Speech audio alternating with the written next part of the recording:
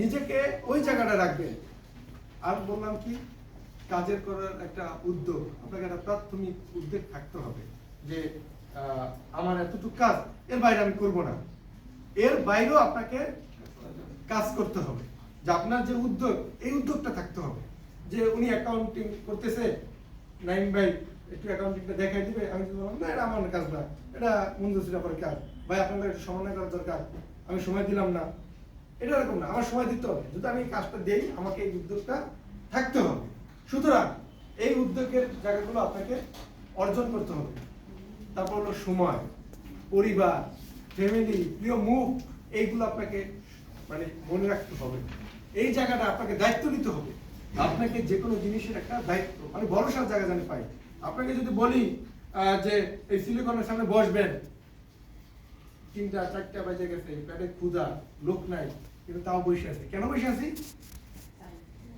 দায়িত্ব। কারণ হলো আরেকজন না আসা পর্যন্ত যাবো না। আজ যদি বলে কি হয়েছে, ওই যে মনির ভাই আমার ক্ষুধা লাগছে তাই আসছি, এরকম হবে না। কারণ হচ্ছে আপনাকে দায়িত্বের জায়গা আপনাকে স্থির থাকতে হবে।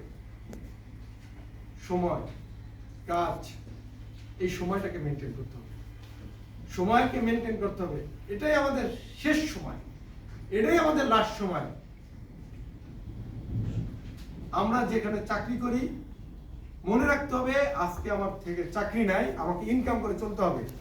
আমাকে ইনকাম করে চলতে হবে, যে আমি কি ইনকাম করতে পারি।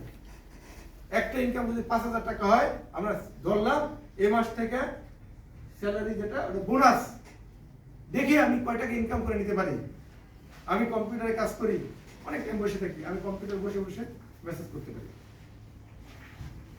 সুতরাং আমরা এই জায়গাগুলো থাকতে হবে। এই 5-6টা পয়েন্ট যে বললাম, এই জায়গায় স্থির থাকতে হবে।